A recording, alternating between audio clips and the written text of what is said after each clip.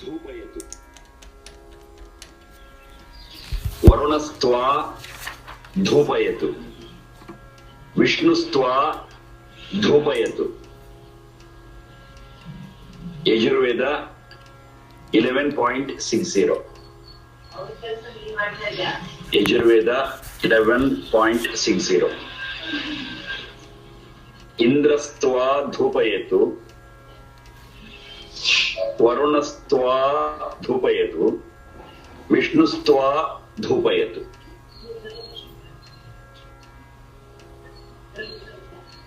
So when you split the words, it's very simple. Indraha tva dhupayatu, tva dhupayatu, Vishnuhu tva dhupayatu. So that is the part of the mantra we are saying. Indraha, let Indra. Dhupayatu tva. Atva tva dhupayatu. Let Indra make you matured.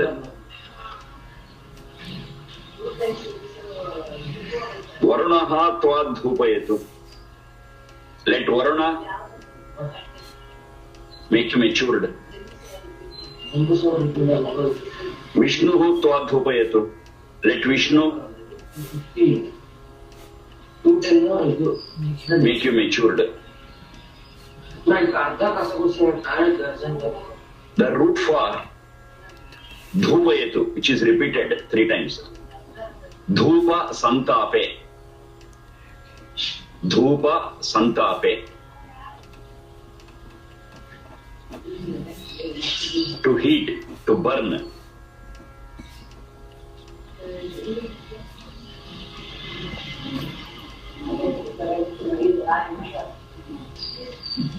Indra, idi Paramaishwarye. Varuna, Vrung Varane.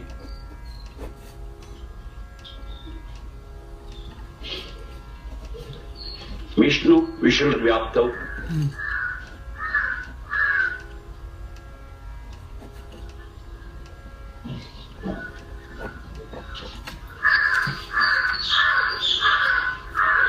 So ready with the basic words and their basic and primary meanings.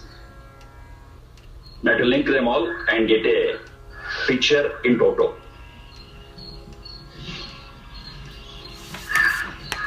Now whenever we see mantras like this, generally we get confused unless we are thorough with the basic Vedic concepts. Now here we speak of Indra, Varuna, Vishnu. So generally people feel that they are all the names of different gods. And that's the problem. So they say we have got many gods. Polytheism. Polytheism. But when we know very clearly that Vedas propose or put before us monotheism, this confusion will continue. So it will be very clear. Vedas very clearly, and reality also is monotheism and not polytheism. So then what is the, maybe we have to understand these 3 words, maybe 30 words also, I don't know. Indra, Varuna, Vishnu. The answer is very simple. They are all different names of the same entity, God, Satchidananda. God is one, Satchidananda is one. The same God is referred to by different names.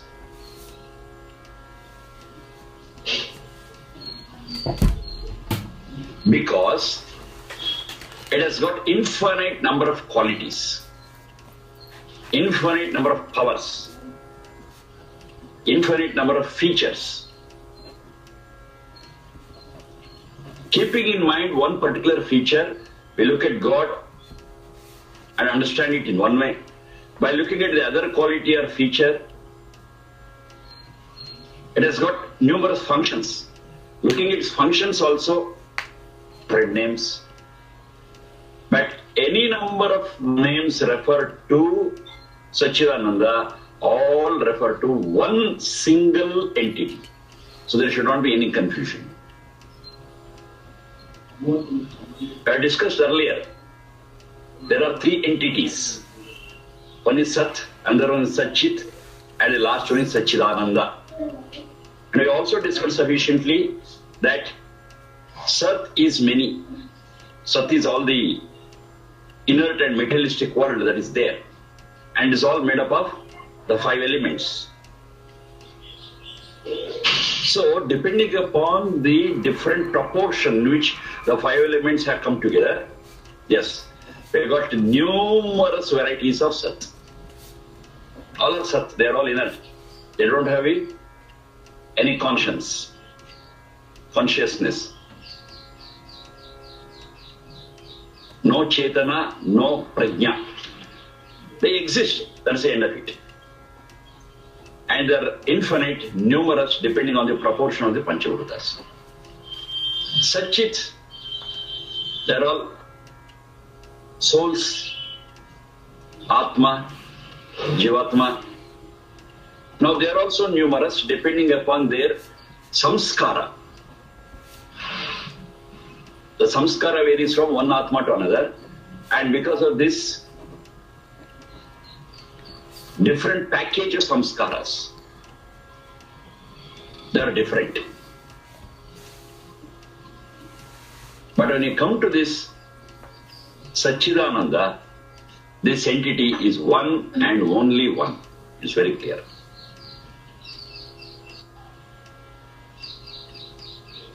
So this basic fundamental Vedic concept should be very clear. Then it will be easy for us to understand mantras like this. Indrastva dhopayatu, Varunastva dhopayatu, Vishnustva dhopayatu. It's very easy. Indra refers to the same God. Varuna refers to the same God. Vishnu refers to the same God, same entity, same Satchidananda. As I told you in the beginning, because of the different qualities, features, different functions, yes, you look at them or look at it in different ways. The words are different, but they all refer to one single entity, God. Now what is this Indra? The root I have told you, it is Idhi Paramaishwarya, the one who is the richest. It is that entity under the control of which the whole universe, exhaustive, nothing is left. The entire universe is under its control and it belongs to it. So it's Parama Aishwarya, Shalin. So that is called as Indra. Under that umbrella, we are masters of a very, very small portion of the Panchabhutic world. A very small portion. Compared to the whole universe, what we own, I don't say to own, we have also discussed what is under my control is so minute, so minute. As though I own nothing. When it is compared to the whole universe, the wealth in the universe. So the power which controls the whole universe is Indra, the richest, the master of the whole universe. Next, Varuna, Varune. That is the one which is worthy to be chosen. Varane. That which is worthy to be chosen. You want someone to guide us, you want someone to give us and cater to our needs. The one who can do it is that Varuna. Varuna. Varuna is not different from Indra. The same Indra is Varuna only. Vishnu, it's very clear. Vishnu Vyapta, that which is everywhere. Full, 100% full. It occupies the whole universe. Even a small speck is not left. Not only that, it also means Vishnu Vyapta, it encompasses the whole universe, plus it is Eka Rasa. That's another meaning of it, Eka Rasa. This is also very important because some say, okay, God is everywhere, we accept it. But in some places, its density is more. Say, for example, a Tirtha Kshetra is there. In a Tirtha Kshetra, the presence of God is more. Is dense there, and we can see His power more in that Kshetra, in that religious place. Whereas other places, yes, He's there, but He's thin there, He's thick there, something like that they speak of. But it's not so. God is spread throughout the universe uniformly. Eka Rasa.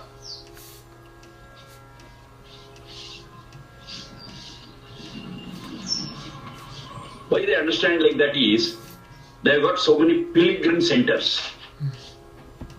Why you have to go for a pilgrimage? You see, it's a pilgrim center, there you can feel God better. No. God is same everywhere. The only thing is, how we look at it is the important thing. If I open up my mind, yes, I can feel the God wherever I am in me, because it is uniformly.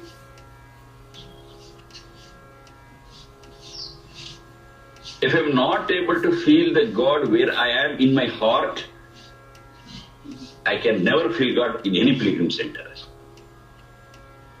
No need to go in search of God. God is everywhere. The only thing what we have to do is, we have to open up ourselves, cleanse our soul. Yes, God is there. Because it is Vishnu, omnipresent. And is omnipresent in a very, very uniform way, Eka Rasa. So to give one simple example to understand this, say we have a cup of juice, a cup of juice. Now we take a drop from the top and taste it, get some level of taste. Take the drop from the bottom of the cup, the same thing. From this side, from this side.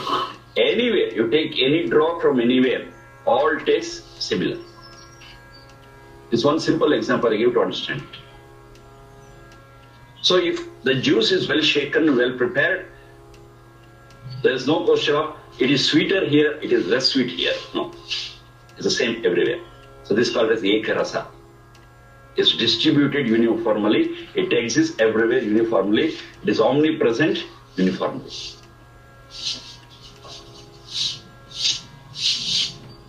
So to understand this, it's easy for us to experience God wherever we are in us. That's the closest place where we can have the communion or contact with God. But for this, we need to be matured. That is dhupayatu. Matured, dhupayatu, dhupa santape. Santapa means to heat, to culture, to process. Now this processing, the purpose of heating, the purpose of culturing is to make us more matured. Anywhere.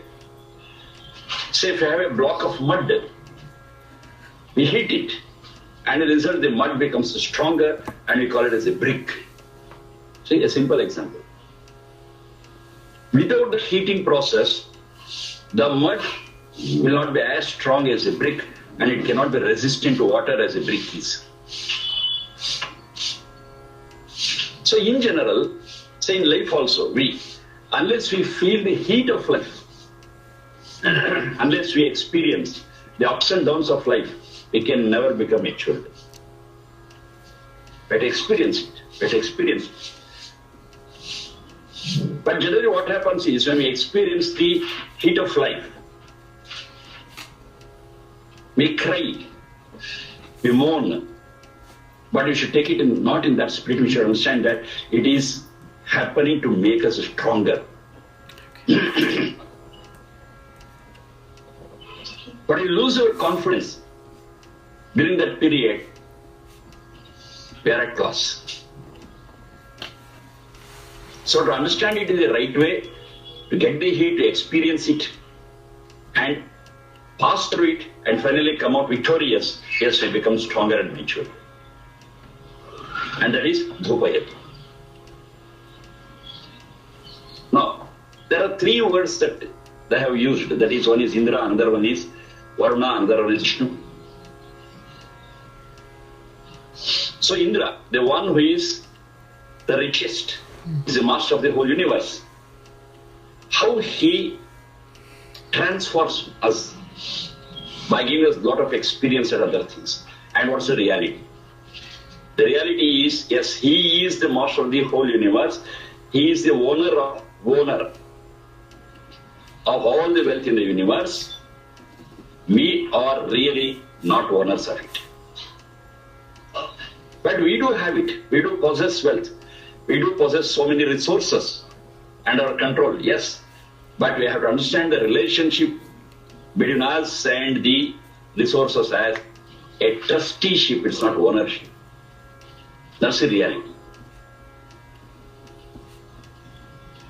Because I'm able to have control over them only to a limited extent. I cannot create them. I cannot use them to prepare whatever I want. No, there are limitations. What are the limitations? The properties of those wealth. The wealth is in different forms, and each one has got its own properties, and subject to the properties only I can do. I cannot transgress those properties. Who created those properties in them? That is a Janta.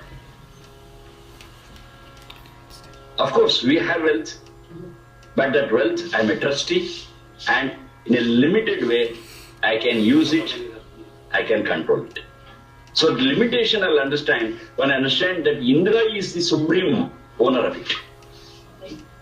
Otherwise, I think I'm the owner of it, and when I feel that I'm the owner of it, always I abuse it, I misuse it, I squander it. Because it's mine. There's nobody to ask me what to do, what not to do. But I understand that it belongs to Indra and not to me. But I'm given certain things under my control. Yes, I have to be careful because I'm answerable to Indra. That's why it's my wealth. Why you are misusing it, why you are abusing it. I'm answerable. That's what we call it as karma and karma phala. If I do the karma well, yes, my answer is okay and I get a good karma phala. If I misuse it, that's my dushkarma. When I do this dushkarma, I'll be punished. So I'll be careful and understand that this is not mine. I'm only a trustee and it is given to me by that Indra. Now this is being matured. If a person is mature, that person will clearly understand that whatever resource is under his control or her control is not mine. I'm not the owner of it, but I have to use it properly. And another point is there. Whatever resource is with me, I have to safeguard it, protect it, not pollute it, and pass it on to the next generation. It's also my duty. Why? The previous generation passed it on to me. So I'm indebted. So this indebtedness I have to clear by passing on the same thing to my future generation. I'm only a link. I've taken it from the right hand and passing it on by the left hand. That's all. Nothing is left in my hands. Because I'm not the owner of it. So I have to pass it on to the next generation. It goes without saying that I have to maintain it fresh, maintain it in the same proportion, maintain the same quantity and quality, and pass it on. Little growth will be there, say in the form of interest. Okay, that growth is my fees for protecting it and passing it on. That's the benefit I get as a trustee, that's all. I cannot consume the whole resources. It's not mine. I'm entitled to that little growth for which I have to work, and that extra only I can consume, and the original capital should be passed on to the next generation. Okay. Now this is maturity. Now if you can find this maturity in everyone, in every part of the universe, yes, the whole globe is protected, the whole globe is pollution free. So this will happen only when I become matured, and is a prayer with Indra to make me matured with reference to the wealth in the universe. Next one, Varunastwadhupayatu. Varuna, Vrangvarane, the one which is worthy to be selected. It is very clear that to be matured, we need knowledge and experience. Now the knowledge and experience what we can get in a period of maybe a full life, 100 years, is too less. Is too less. Provided all the 100 years is spent in learning and experiencing and experimenting. It's not so. If you take a rough explanation, the time available for us to learn and experience and experiment is too little in 100 years. Rate of 8 hours of sleep per day. Out of my 100 years, lot of years are gone only in sleeping, no activity at all. Then my childhood, certain things are gone. When I'm not healthy, certain hours are gone. And certain things I have to definitely carry out to maintain this apparatus, this machinery. Sharira Indriyamas, I have to maintain it. I have to eat, I have to drink, I have to exercise, so many things. Time is gone. So the time left for me to study myself and everything around and concentrate on learning, experimentation, experiencing, it is too little. Even if I am living for full 100 years. So what happens? We have to definitely depend upon other sources which contribute for our knowledge and experience. That's why we go for our teachers, our mentors, our parents, learned people, and they all share their knowledge and experience. The knowledge and experience what we should have gained in 10 years, they can pass it on to us maybe in 10 hours.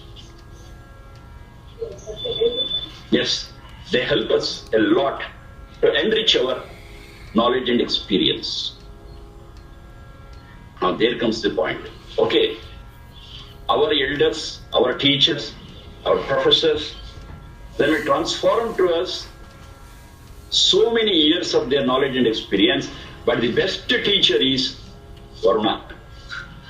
Because that Varuna can give us manifold, many times the knowledge and experience that a human teacher can do. Shikshano asmin puruhutayamani. This we have seen earlier. Shikshano asmin puruhutayamani.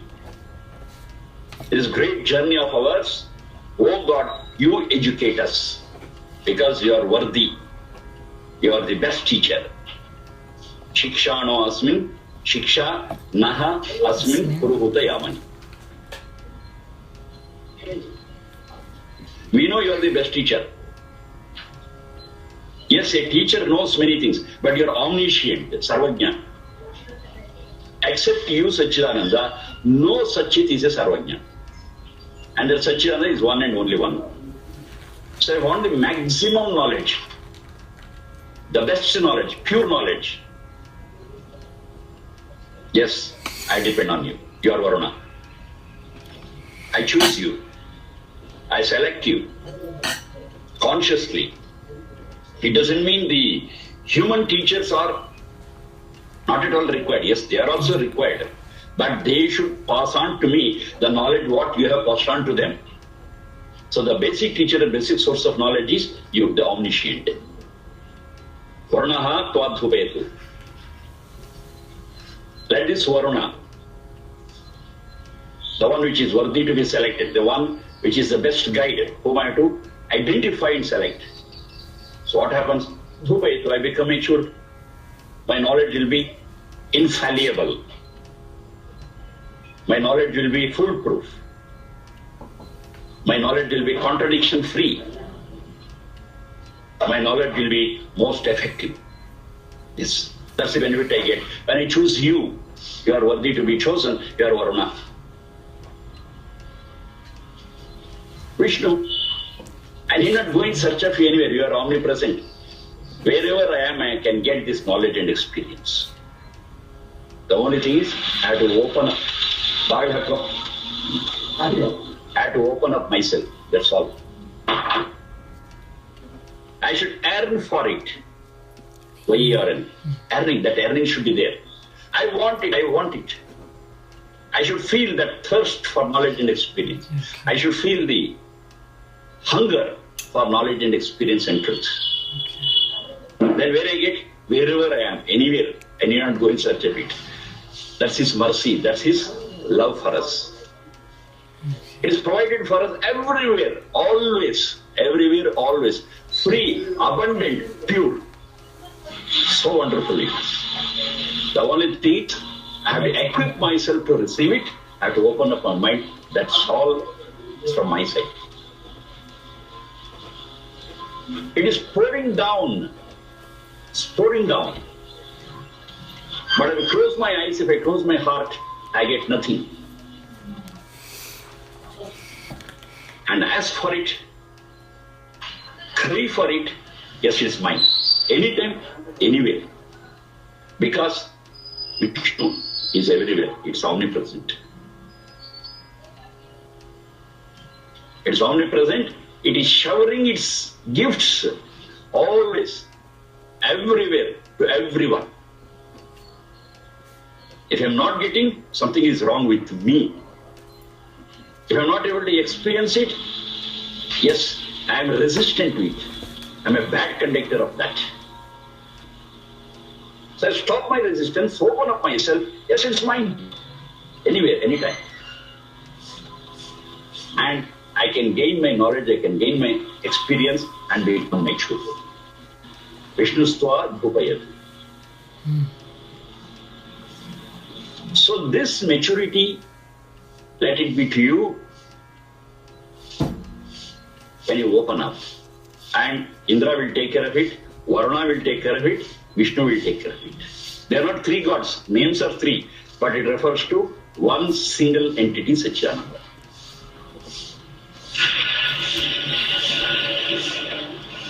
So that's what it means. We are so protected, we are so rich. Everything is available to us. Everything, all wealth is available to us. All guidance is available to us. And all this guidance is available to us at all places, at all time. So that is the love of God towards the Chit. That's why we call God as Karunamaya, Dayamaya. Has provided us everything, that which is excellent. The only thing is what He has provided, we should not think that we are owners of it. That's our problem. He has provided wonderful things, but we ignore it and take the guidance of mortals like us, whose knowledge is limited. And we lose our path, we lose our track and suffer. It's our problem. God has given this in abundance, always, everywhere, in a pure form. But we ignore it and run hither and thither for all those things. We roam. They say there it is there, it is here, there. Go there, search here, search there. No. It's omnipresent. You get it wherever you are, at any time. You say God is so great.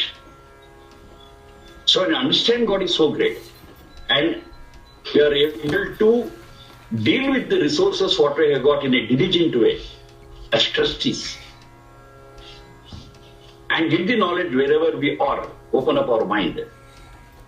Yes, that's the best way of leading a humane life. Okay.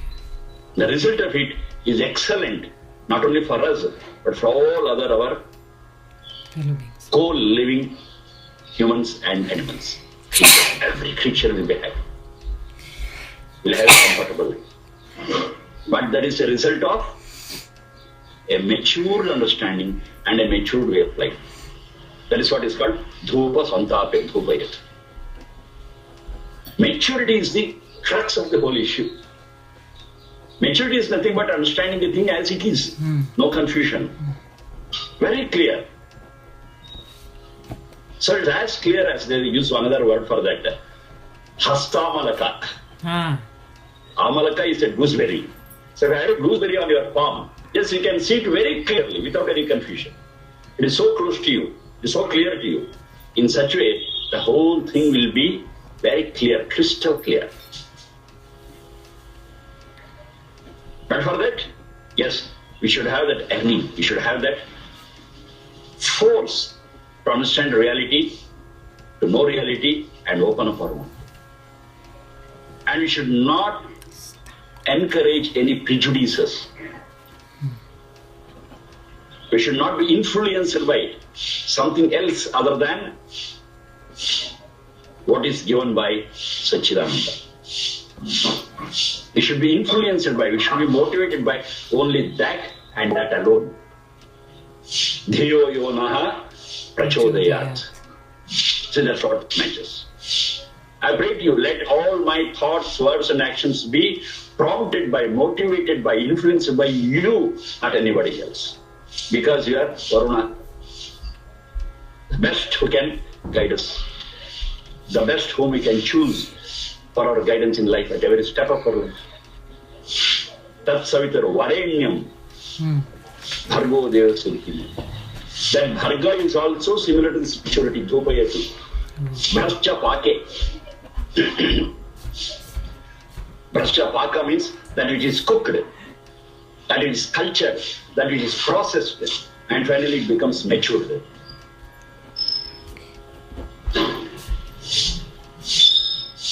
Dhupa santape, brascha pake. The ultimate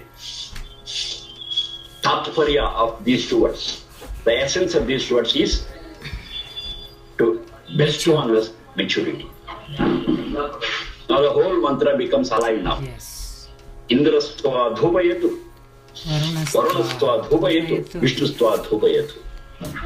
And the most blessed. So this is the essence of this Veda mantra, piece of the Veda mantra. Next.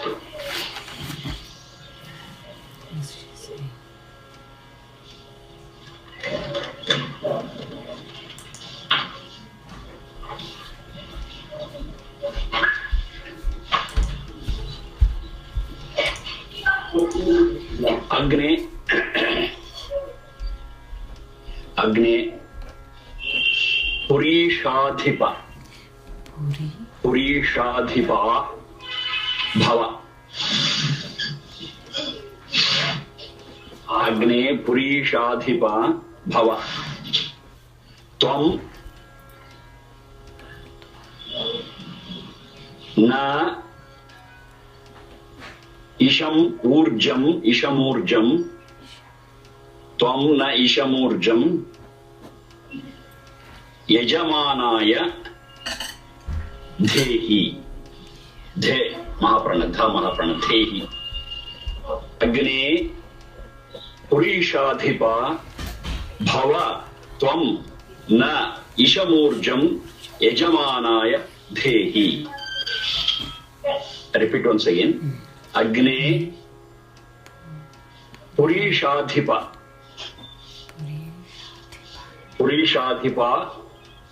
Bhava Tvam na Isham Urjam Yajamanaya Dhehi. Yajurveda 12.58. Yajurveda 12th chapter 58th mantra 12.58.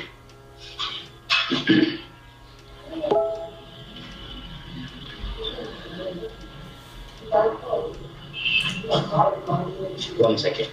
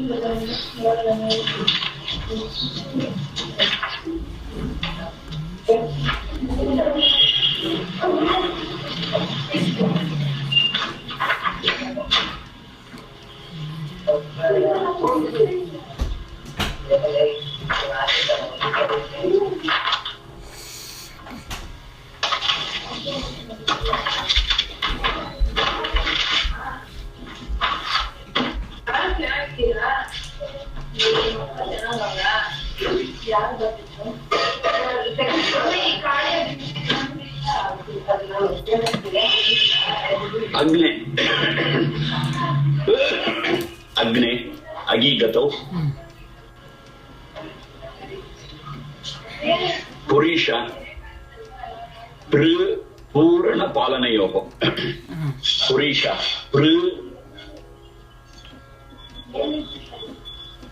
Palana Puranayoho.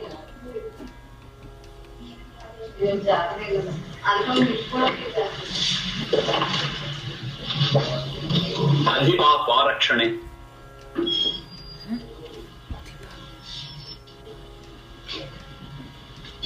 Bhava Bhusataya. Bhava Bhusatayam. Tvam na Isham.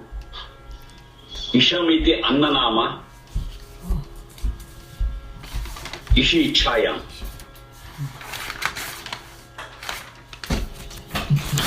Isham iti Annanama. Ishi Ichayam.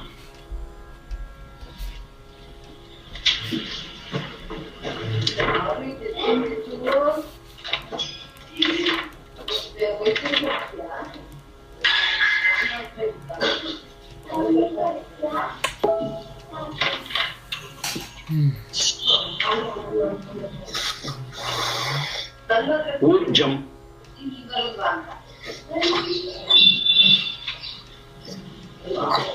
Urja Bala Prananayoho. Urja Bala Prananayoho.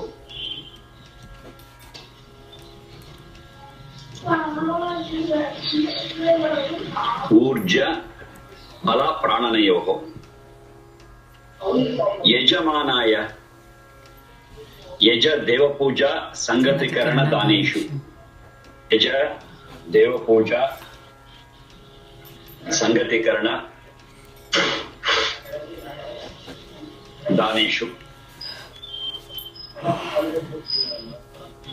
Dehi Dudhai Dharana Poshanayo. Okay. Dudhai Dharana Poshanayo.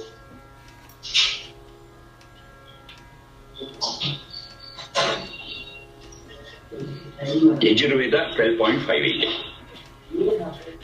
Now this Arshik Krama, that is the system of understanding Veda mantras and the words in the Veda mantras as propounded by the rishis, our great ancestors, great scholars. It's a wonderful system. So if you follow that strictly, if you adhere to that system, yes, we can never misrepresent what is there in the Veda. The Veda mantras, the words in the Veda mantras, they speak for themselves and bind us to the exact meaning of them. I need not interpret. I need not look at it with my prejudices, with my background. No. If I look at it based on my background, my experience, and my prejudices, it becomes subjective. So the same mantra may reveal in a different way to different persons. Their individualities. Then the whole thing becomes totally subjective, and we always start contradicting, fighting, arguing that this is right, that is right. Yes, it is right for me. Maybe if somebody says something is right for them, the whole subject will not be clear. But the subject has to be cleared and the truth has to be churned out. Yes, it has to be objective and not subjective. Now this process of this style of Arshaya Krama, this method of Arshaya is so excellent that the things there are always objective and it never takes into consideration our limitations. That's the beauty of it. So this methodology what we have got to understand the piece of the Veda mantra in the Arshaya Krama is so excellent and so objective, and it is really a wonder. Arshaya Krama that they have found out is not their creation. The system is already there in the Veda mantras, and they discovered the system and they called them the Vedangas. Shiksha, Vyakarana, Chandas, Nirukta, Jyotisha, Karma. So this is a wonderful revelation for them. It's a wonderful discovery for them. And the discovery is so fine that every step when you are looking at the Veda mantras and their words and their roots and other things, yes, we should be able to appreciate them and enjoy them. So that's the beauty of it. Okay, here. Agni Purishadhipa Bhavatvam Na Ishamurjam Yajamanaya Thehi. So there are two verbs. One is bhava, be so, thehi. That is dudhai dharana portion, make us have it. Now there is a difference between dehi and thehi that I have told you earlier. Yes. Dehi with alpa prana, it says, give us. Okay, it's given. Whether I am able to hold it or not, it's your concern. But I say dehi, see that you instill in me, that is, you give me the capacity to hold it and then give it.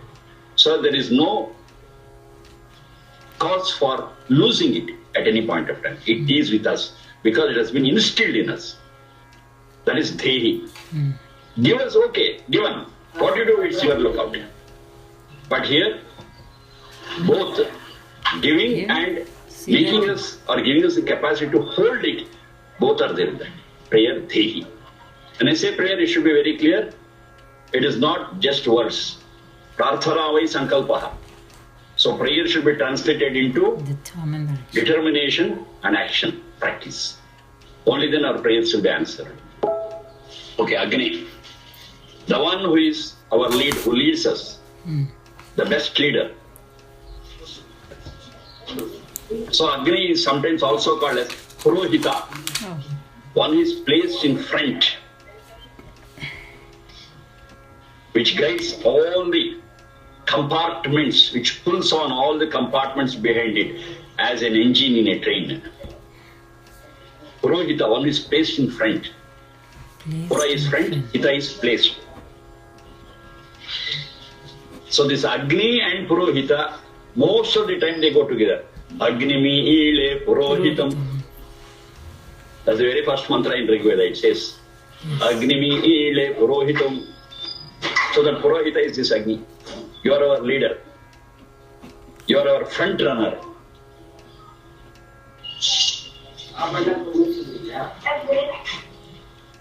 Agni. Bhava, you become that. What is that? Purishadhipa. Purishadhipa. Pa is Rakshane. Adhipa, the best and the fundamental protector, the primary protector. Purisha, Purana Palanayoho. We have got many deficiencies as such it. The major deficiency what I get is Ananda. Ananda is not our quality. Ananda is not in us. We are only Satchit. We exist and we are aware of our existence. For Ananda, we always depend on Agni. So whatever shortcomings we have got, whatever deficiencies we have got, it is you alone who has to fill it up. I cannot have any other source for that. Sat doesn't have awareness at all. Satchit, of course I am aware, but Ananda is not my property, is not my feature. So the only source of Ananda for which I am striving for, it is with you. So you have to fill it up. You are the only source. Not only that, you have to provide us, fill it up, and protect it also. Palana. Purana, Palana. Fill it up and see that It continues with us. So you are called as Purishadhipa, the one who can do this, who is the master of Ananda. You fill it up, you are the nourisher, and you are the protector, the fundamental and primary protector. Yes, I pray to you, you become that. Purishadhipa Agni Bhava. You become that and provide you with all these things.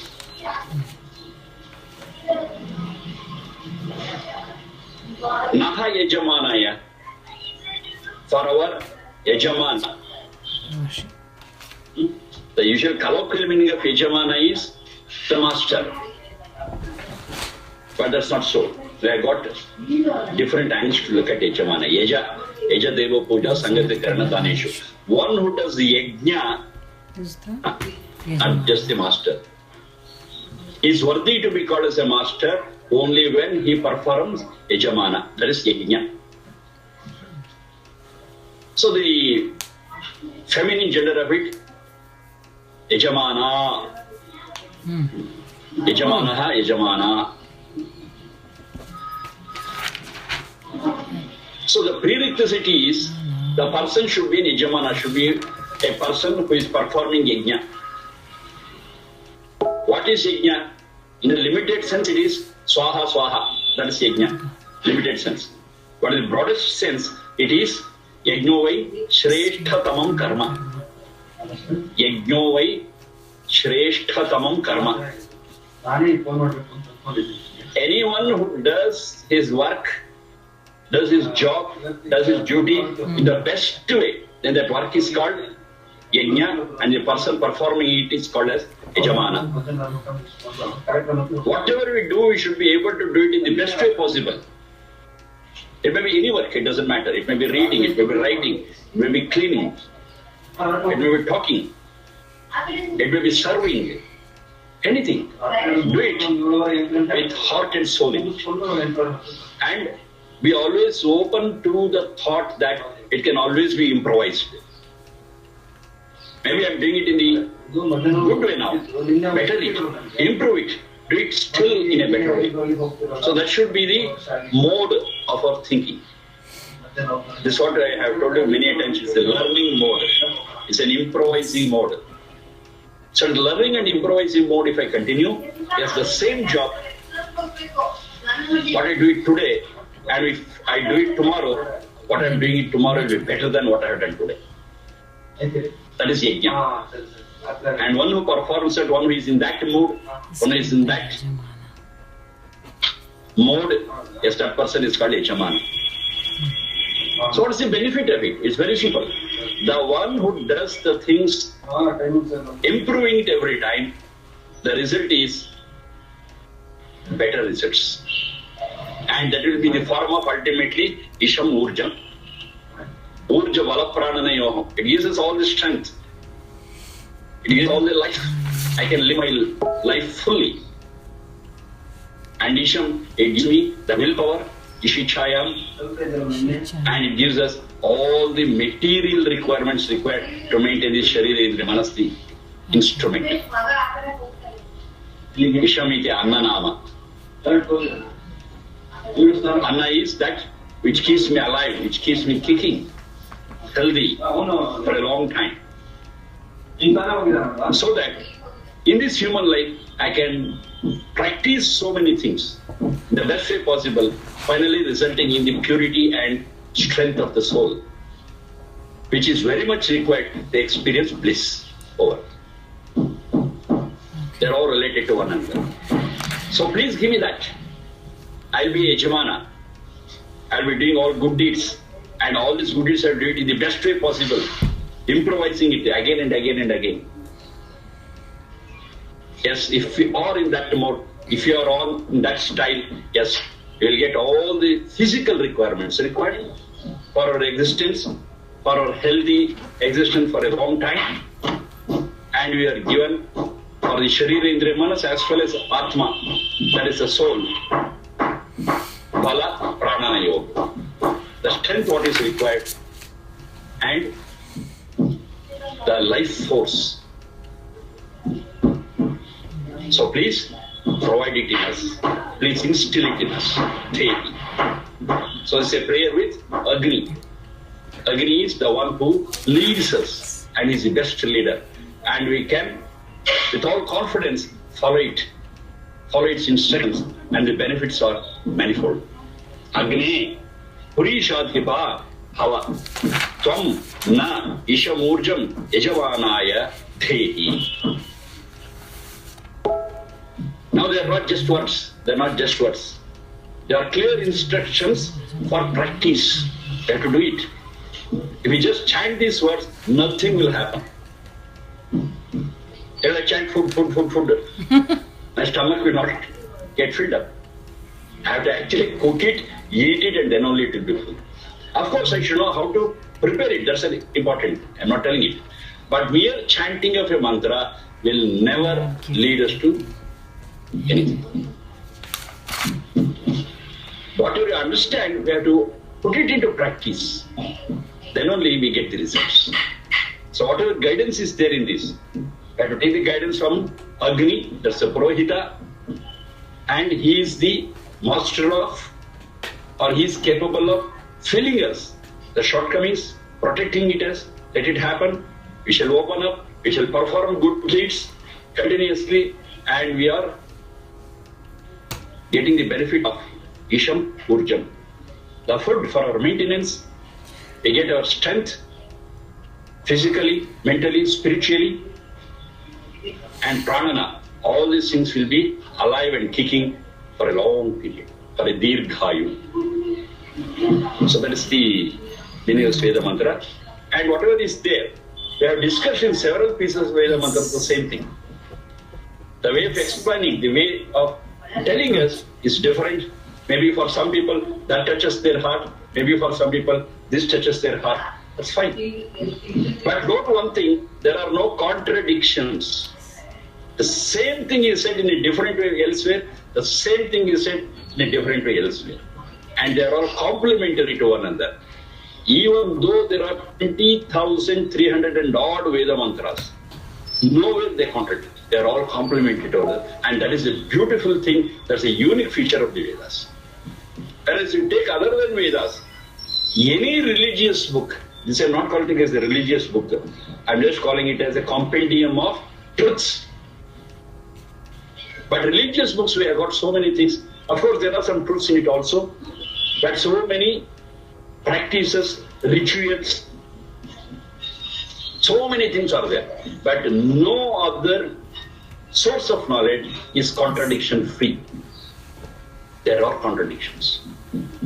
Because in them, we find certain truths and the opinions of different people also is included. That's the problem.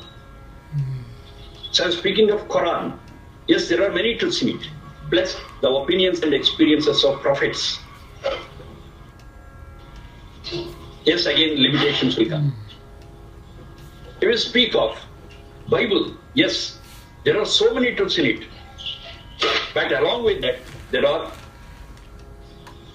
so many people who have contributed their knowledge and thing, and they have shared it there, and their limitations reflect there. That's the problem.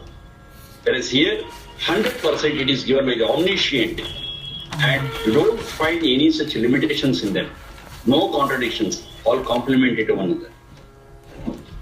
And whatever is said here, it holds good for all times, at all places, and for all people. It's the same. And the way of understanding is so objective that the limitations of an individual never come in the way. It's also unique features of Vedas. So keeping those things in mind, if you study these mantras, yes, we will have ample guidance for our every step in our life. And that every step is the best step that we can take. So if the steps are best, and the result definitely have to be best. Now these are things not to be believed. You have to study it, experience it, and understand it. Yes, at one point of time, we will be convinced that yes, this is the best. And it helps not only us, it helps all the creatures of the planet. That's the thing. Though it is guided, and though the advice is given to human beings, the benefit of it is not only for human beings, it's for all life on earth. Now this universality, this love for all creatures, you don't find elsewhere. It's a unique feature of the Vedas. Guidance is to human beings, the benefit is to all living beings, 100%. That's the beauty of it. Okay, enough for the day. We shall discuss other things in the next class, probably tomorrow.